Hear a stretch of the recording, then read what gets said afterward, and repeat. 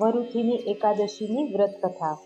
એક વખત જગતના કલ્યાણ માટે ધર્મરાજાએ ભગવાન શ્રી કૃષ્ણને પૂછ્યું, હે વાસુદેવ, ચૈત્ર વદ 11નું વિધિપૂર્વક વ્રત કરવાથી કેવું ફળ મળે છે તથા તેનું નામ શું? આ લોકના હિતાર્થે ભગવાન શ્રી કૃષ્ણે કહ્યું કે, હે રાજન, ચૈત્ર માસની કૃષ્ણ પક્ષની એકાદશીને વરુથીની એકાદશી નામ આપેલું છે।